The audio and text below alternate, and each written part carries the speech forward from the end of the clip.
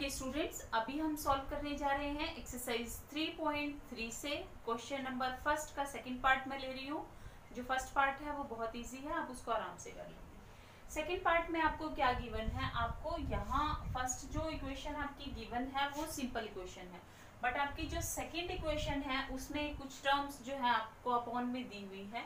तो यहाँ कई बच्चों को कंफ्यूजन हो जाती है कि अब इसको कैसे सॉल्व करें। अगर आप इसको डायरेक्ट सॉल्व कर सकते हैं तो आप डायरेक्ट सॉल्व कीजिए, अदरवाइज आप एलसीएम लेकर सॉल्व कर सकते हैं। ठीक है, तो चलिए पहले हम इसको सिंपल मेथड से सॉल्व करते हैं। फर्स्ट इक्वेशन लेते हैं। देखिए, जो मैंने आपको पहले ही बताया था, जो इक्वेशन इजी लगती है हैंडल करने में उसको ही टच करना है पहले। तो फर्स्ट इक्वेशन इजी है तो उसको लेते हैं s minus t is equal to 3। तो हम s की वैल्यू निकाल लेते हैं, s इज इक्वल टू 3। ये t उस तरफ चला जाएगा, इसका साइन चेंज हो जाएगा, ये हो जाएगा प्लस t। ठीक है, तो s is equal to 3 plus t। अब हम इक्वेशन नंबर 2 में वैल्यू को सब्स्टिट्यूट कर देंगे। तो आप लिखेंगे s का मान समीकरण 2 में रखने पर, substitute the value of s in equation number 2। ठीक है, सब्स्टिट्यूट करते हैं। s की जगह पर आप डायरेक्ट लिख लीजिए s plus t divided by 3 plus t by 2 is equal to 6। ठीक है, यहाँ हमें दिखाई दे रहा है आपको एलसीएम लेना ही पड़ेगा, चाहे आप एलसीएम को पहले ले ले या एलसीएम को इस स्टेप में ले लें। ठीक है, तो एलसीएम कितना आएगा आपके पास, ये 3 और 2 है, तो 3 और 2 का एलसीएम कितना आया 6। तो ये हो गया 6। अब ऊपर से क्या है आपके पास, 2 से मल्टीप्लाई होगा, तो आप इसको ऐसे देख सकते हैं कि यहाँ इससे मल्टीप्लाई कीजिए और यहाँ इससे। ठीक है, तो ये क्या होगा आपके पास, 3 को 2 से किया 6 प्लस 2t प्लस इस 3 को इस t से किया 3t इज इक्वल टू 6। ठीक है, अब सॉल्व कीजिए, 6 प्लस 5t, ये 5t हो गया आपके पास, 3 और 2 को जोड़ा आपने, बराबर ये क्रॉस मल्टीप्लाई हो जाएगा। तो क्रॉस मल्टीप्लाई कीजिए, 6 को 6 से करेंगे कितना आ जाएगा 36। सो 5t इज इक्वल टू 36। अब ये आपने कांस्टेंट टर्म्स एक तरफ रखनी है, तो 6 को दूसरी तरफ ले जाइए, -6 तो 30। 5t is equal to 30। अब हम यहाँ से t की वैल्यू फाइंड आउट कर सकते हैं, तो 30 डिवाइडेड बाय 5, t की वैल्यू कितनी आएगी आपके पास 6। ठीक है, अब t की वैल्यू इक्वेशन नंबर 1 यहाँ पर जो आपके पास है इक्वेशन नंबर 3, तो इक्वेशन नंबर 3 में सब्स्टिट्यूट करेंगे क्योंकि वही हमें इजी दिखाई देता है। तो s is equal to 3 plus t means 6, s is equal to 9। आप अपने आंसर को अब लिखेंगे, s is equal to 9, t is equal to 6। आप अगर आंसर को चेक करना चाहते हैं तो आप इसको चेक भी कर सकते हैं, उसके लिए मैं मेथड आपको बता चुकी हूँ। क्लियर, चलिए मूव करते हैं क्वेश्चन नंबर 2 की तरफ। चलिए मूव करते हैं फर्स्ट क्वेश्चन के थर्ड पार्ट की तरफ। तो यहाँ आप अगर इन इक्वेशंस को ध्यान से देखें तो आप पाएंगे a1 अपॉन a2। ये मैं आपको अपने पिछले वीडियो में बता चुकी हूँ कि कैसे आपने a1 a2 इन टर्म्स को चेक करना है। अगर आपको अभी भी क्लियर नहीं है तो आप वापस पहले उस वीडियो को देखें और उसके बाद आप यहाँ आए। ठीक है, तो a1 अपॉन a2 कितना हो जाएगा हमारे पास यहाँ से 3 upon 9, b1 upon b2 same way -1 upon -3, c1 upon c2 3 upon 9। बाकी क्वेश्चंस में हमने ये चेक नहीं किया, सिर्फ इसी क्वेश्चन में कर रहे हैं। इसका रीजन ये है क्योंकि यहाँ हमने देखा कि जो इक्वेशंस है वो लगभग एक जैसी दिखाई दे रही हैं। आप बाकी क्वेश्चंस अगर चेक करना चाहें तो चेक कर सकते हैं, इसमें कोई हार्ड एंड फास्ट रूल नहीं है। यहाँ चेक करने का रीजन ये है कि दोनों इक्वेशंस हमें एक जैसी दिखाई दे रही थी और जो हल है वो अपरिमित रूप से अनेक हल हमें नजर आ रहे हैं।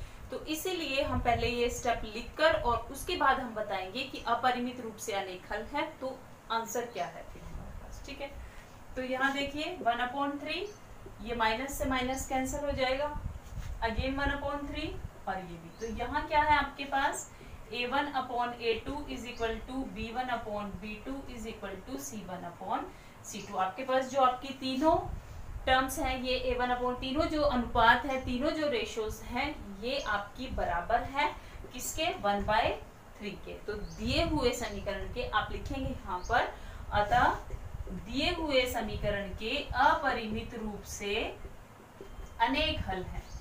दिए हुए समीकरण के अपरिमित रूप से अनेक हल हैं। ठीक है, अब अगर ये जो हल है आपके पास, ये हल क्या है ये भी हम लिखते हैं। तो हल कैसे निकालना है, किसी भी एक इक्वेशन को चूज कीजिए। जैसे हमने फर्स्ट इक्वेशन ली 3x - y = 3, तो यहां से हम कुछ भी एक वैल्यू निकाल के दे देंगे। 3x = 3, y को दूसरी तरफ ले जाते हैं, सो प्लस y हो जाएगा, x = 3 + y/3। यही हमारे पास जो है इसका आंसर आ जाएगा। ठीक है, अब किसी को लगा कि नहीं यही क्यों छोड़ रहे हैं, क्यों सब्स्टिट्यूट नहीं कर रहे हैं वहां पर, तो इसका रीजन ये है क्योंकि दोनों जो इक्वेशंस हैं वो एक जैसी ही हैं। आप साथ में इसको भी करके दिखा सकते हैं। यहाँ से देखिए, आप इसको इक्वेशन नंबर 2 को देखिए, 9x - 3y = 9। आप यहाँ से 3 कॉमन ले सकते हैं पूरी इक्वेशन में से, तो चेक कीजिए 3 कॉमन लेने के बाद आपके पास यहाँ क्या आएगा, 3x - y = 3। तो ये आपकी यही वाली इक्वेशन है। ठीक है, तो आपने देखा अपरिमित रूप से अनेक हल है। तो अगर आप इस वैल्यू को अब यहाँ सब्स्टिट्यूट भी करोगे, यहाँ करो तो भी आपका जो ये जो दोनों साइड्स हैं आपकी वो इक्वल हो जाएंगी, यानी कि 9 = 9 आ जाएगा। ठीक है, अगर आप चेक करना चाहें तो चेक करके देख लीजिए। x = 3 + y/3, सब्स्टिट्यूट कीजिए यहाँ 9 3 + y/3 - 3y = 9। यहाँ आप कैंसिल कीजिए 3, तो 3 3 = 9 + 3y - 3y = 9। So 9 = 9. That means your answer is correct. आप देख रहे हैं कि आपके पास जो आपकी लेफ्ट हैंड साइड है that is equal to your right hand side. तो आप इसको इसी तरीके से अटेम्प्ट करके और यहाँ तक चाहे तो छोड़ सकते हैं, क्योंकि हम यहाँ दे चुके हैं कि अपरिमित रूप से अनेक हल। क्लियर, चलिए मूव करते हैं नेक्स्ट क्वेश्चन की तरफ।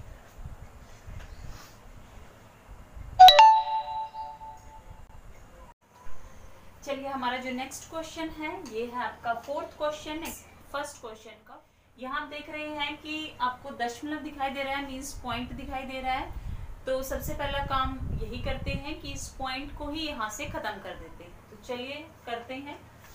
ये देखिए 0.2 है, तो ये हो जाएगा 2/10, 3/10 = 13/10। तो आप देख रहे हैं दोनों साइड 10 है, तो खत्म हो जाएगा आराम से। तो आपको क्या मिलेगा, 2x + 13, equation number 1। Second equation में भी सेम वे करेंगे आप, तो आ जाएगा 4x + 5y = 23। ये आपकी सेकेंड इक्वेशन है,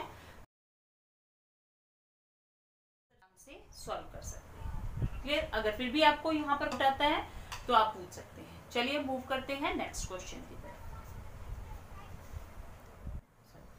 ओके स्टूडेंट्स, नेक्स्ट हमारे पास है क्वेश्चन नंबर 1 का 5th पार्ट। तो यहाँ भी आपको 2 इक्वेशंस गिवन है, यूज करेंगे। यहाँ पर हम फर्स्ट इक्वेशन ले रहे हैं √2x + √3y = 0। तो यहाँ से आप x या y किसी भी टर्म की वैल्यू निकाल सकते हैं। तो चलिए हम x की वैल्यू निकाल, यहाँ जब ये इक्वल टू के दूसरी साइड जाएगा तो हो जाएगा -√3y। ठीक है, तो x क्या हो जाएगा, -√3, और ये जो √2 है ये डिवाइड हो जाएगा नीचे, तो √2y। क्लियर, तो अब आपने क्या करना है, सेम स्टेप सब्स्टिट्यूट करेंगे वैल्यू इन इक्वेशन नंबर 2। ठीक है, तो आप यहाँ पर x का मान समीकरण नंबर 2 में रखने पर, तो चलिए रखते हैं इक्वेशन नंबर 2 में। तो √3 की जगह आप क्या लिखेंगे, -√3/√2y -√8y = 0। तो यहाँ से आपके पास क्या आएगा, जब आपने √3 और √3 को मल्टीप्लाई किया तो आपके पास हो जाएगा 3 / √2 2y minus 8y is equal to 0। ठीक है पड़ेगा। तो चलिए एलसीएम लेते हैं, माइनस 3y और स्क्वायर रूट 2 आपका एलसीएम होगा। सो जब ये स्क्वायर रूट 2 होगा तो यहाँ तो माइनस 3y आ जाएगा, और माइनस जब ये स्क्वायर रूट 2 स्क्वायर रूट 8 से मल्टीप्लाई होगा तो square root 16y is equal to 0। अब ये स्क्वायर रूट 2 जब उधर मल्टा, यहाँ आपके पास क्या आया, minus 3y minus 16 means 4, so 4y is equal to 0। ठीक है, तो 4 और 3 हो गया 7y इज इक्वल टू 0, सो 2 0। ठीक है, y की वैल्यू वापस रखेंगे आपके पास, यहाँ आप इसको इक्वेशन नंबर 3 नाम दे सकते हैं। आप रखेंगे तो x की वैल्यू, क्योंकि y 0 है, तो जब आप 0 को माइनस स्क्वायर रूट 3/2 से मल्टीप्लाई करेंगे तो वो भी 0 हो जाएगा। So minus square root 3 by square root 2 into 0, so this is 0। So x is 0 and y is 0। This is your answer. तो अगर आपको इसमें कोई डाउट है तो आप